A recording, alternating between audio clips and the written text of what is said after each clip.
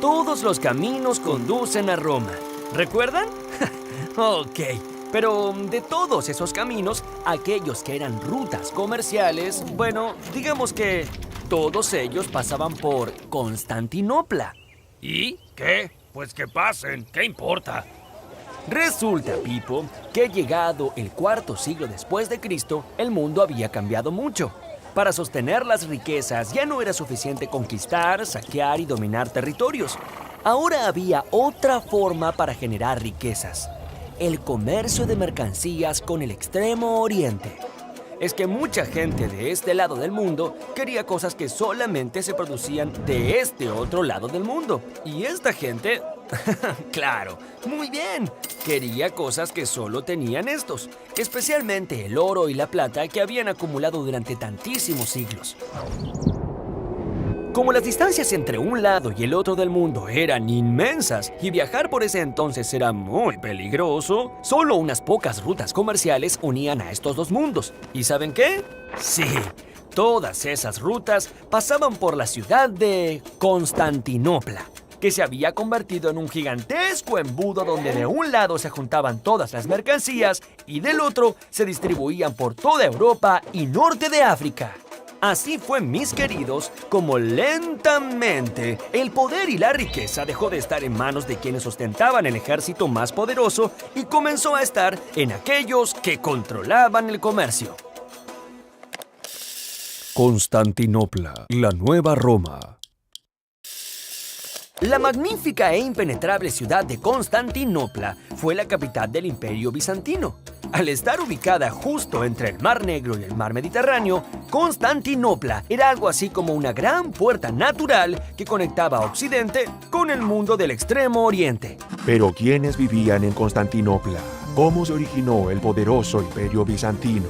Véalo en Verdades Verdaderas. Para resolver este acertijo, dirijámonos una vez más a la antigua Roma. En el 330 después de Cristo, un hombre llamado Constantino era emperador del legendario Imperio Romano. A Constantino le tocaron épocas complicadas y turbulentas.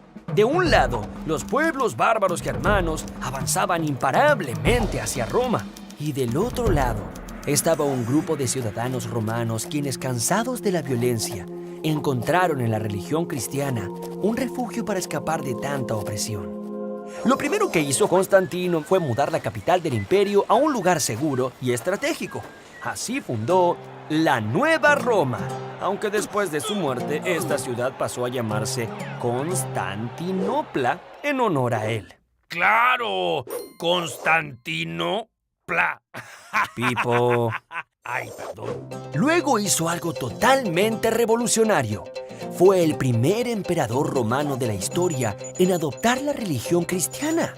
Esto permitió que muchísimos romanos pudieran practicar libremente el cristianismo sin temor a ser perseguidos o encarcelados por ello.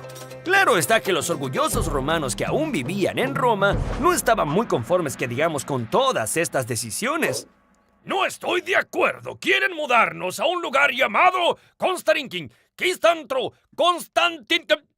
encima es difícil de pronunciar. Frente a tanto descontento, en el año 395 después de Cristo, un sucesor del gran Constantino, el emperador Teodosio, tuvo que dividir el imperio en dos partes: la de Oriente con capital en Constantinopla y la de Occidente con capital en la antigua Roma, y designó a sus dos hijos como herederos de aquellos dos imperios. Pero el Imperio de Occidente ya tenía sus días contados y nada podía detener su inevitable final. En el año 476, Roma fue invadida, saqueada y destruida por un ejército de bárbaros germanos. Junto con la caída de Roma, el Imperio de Occidente fue totalmente desmembrado. El gran Imperio Bizantino. Gracias a su estratégica ubicación, la mitad oriental del Imperio Romano prosperó y prosperó año tras año y se transformó en el Imperio Bizantino, que duró más de 1000 años. A principios del siglo VI, Bizancio tuvo su primer gran emperador. Este fue Justiniano el Grande. Justiniano tuvo muchísimos trabajos, ya que gobernó, escuchen esto, durante 38 años. ¡Wow! Justiniano tomó el dinero que quedaba gracias al comercio y con él mandó a hacer grandes obras. Primero, construyó la flota de guerra más importante de todo el mar Mediterráneo y con ella protegió a todos los barcos mercantes del acecho de los piratas. Además, conquistó vastísimos territorios, incluyendo Italia, Grecia, Turquía, partes de España, África y Egipto. Un territorio tan extenso que unía gente de tan diversas culturas y religiones era muy difícil de mantener unido. Justiniano era consciente que la unión del imperio se lograría solo con la unión en la religión. Entonces, aprovechó la influyente religión cristiana y obligó a todos los habitantes de su imperio a adoptar el cristianismo como la única religión. También mandó a construir muchísimas iglesias. No vaya a ser que alguien todavía tuviera dudas acerca de cuál era el templo al que tenían que ir a rezar. Las dos iglesias. El emperador Justiniano I construyó fortalezas y apoyó el arte en todas sus manifestaciones. Su obra maestra fue la construcción de la iglesia de Santa Sofía, un edificio que es casi un milagro de la arquitectura. Su cúpula mide 30 metros de diámetro y se eleva hasta 50 metros de altura. Y eso no es todo.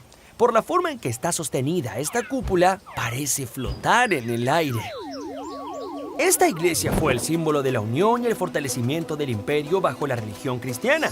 Pero fuera del imperio, específicamente en la famosa Roma, vivía la cabeza de la Iglesia Católica, llamado el Papa, que gobernaba todo el mundo católico desde el Vaticano. Resulta que a los papas de aquella época no les gustó el poder que Justiniano empezaba a tener sobre sus fieles. Ahora sí que no comprendo nada. ¿Acaso no eran todos cristianos? Sí, Pipo, todos eran cristianos, pero los papas en Roma querían tener el control absoluto de todos los cristianos del mundo, imponiendo cosas tales como la manera de enseñar la Biblia o el idioma en que se debía rezar. Y no les gustaba ver cómo las fortalecidas iglesias del Imperio Bizantino tomaban decisiones por su cuenta. Así, los viejos resquemores entre Oriente y Occidente se volvieron a hacer presentes.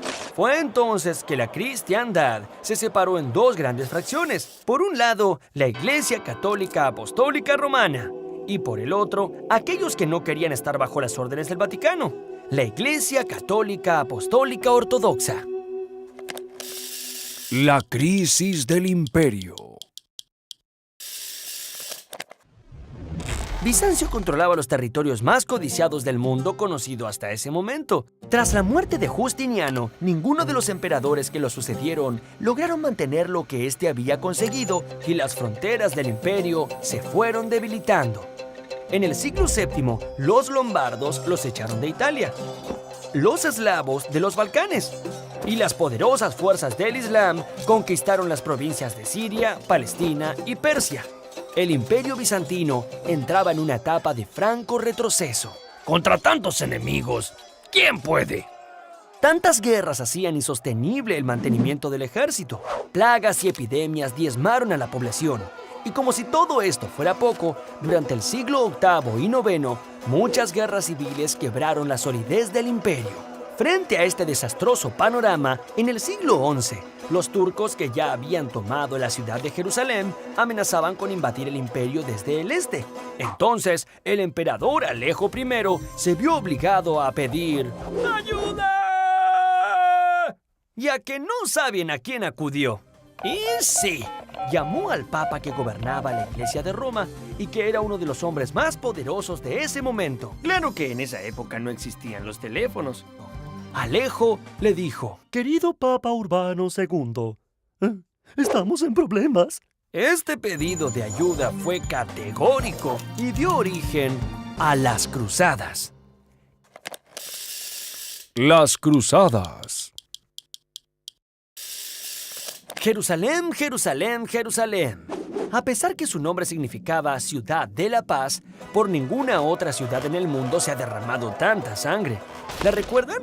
Jerusalén era la ciudad que fundaron los hebreos en su tierra prometida. Bueno, resulta que ahí también estaba el Santo Sepulcro de Cristo, por lo que también era una ciudad muy deseada por los cristianos. Pero en el año 1071 había caído en manos de los turcos y estos no dejaban que ningún cristiano se acercara a la sagrada tumba de Jesús. El Papa Urbano II convocó a todos los nobles de Europa y les dijo: Dios nos pide que vayamos a rescatar la Tierra Santa de las manos del Islam. Así fue como en nombre de Dios, reyes, duques y príncipes de muchísimos lugares diferentes de Europa organizaron ejércitos que emprendieron el largo viaje a Medio Oriente con el fin de liberar a Jerusalén. Estas tremendas guerras que comenzaron en el año 1096 y duraron más de 2 siglos fueron conocidas como las Cruzadas. Una vez conseguido el objetivo religioso, los nobles europeos vieron que tenían una gran posibilidad a mano. ¿Por qué no conquistar de una buena vez Constantinopla y acabar para siempre con el poderoso Imperio Romano de Oriente? Fue así como en el 1204, los cruzados, con el apoyo del Vaticano, se lanzaron sobre Constantinopla y decretaron la obediencia de la Iglesia de Bizancio al poder de Roma. Aunque esta ocupación duró tan solo 60 años, el Imperio Bizantino estaba cada vez más convencido que sus primos de Occidente nunca serían sus aliados y que deberían afrontar solos aquellas dificultades que se avecinaban, ya que desde el sur la amenaza de los turcos avanzaba como un huracán. La caída de Constantinopla.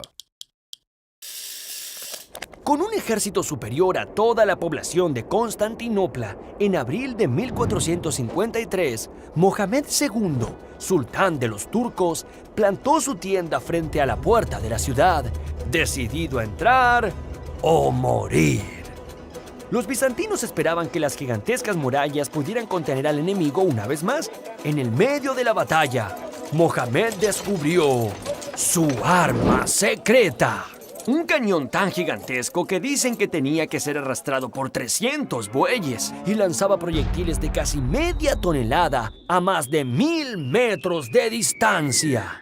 En sus viajes por China, los turcos habían conocido un poderoso invento: la pólvora. El 29 de mayo de 1453, después de 2 meses ininterrumpidos de lucha, los turcos entraron en la ciudad semidestruida. Mohamed II tomó el control de Constantinopla y la convirtió en la capital del Imperio Turco-Otomano. Luego le cambiaron el nombre por Estambul, una de las ciudades más importantes de Turquía. El fin de una era. Durante más de 1000 años, Bizancio fue el eje que unió el comercio entre Europa y Oriente.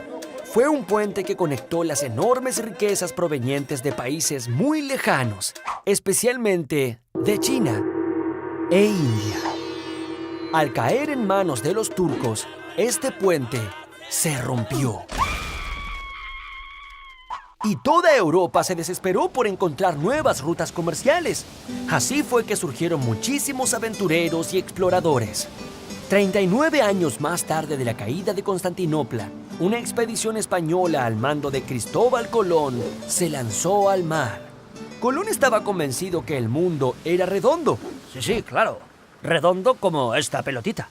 Y navegando hacia el oeste, en algún momento se podía llegar al este.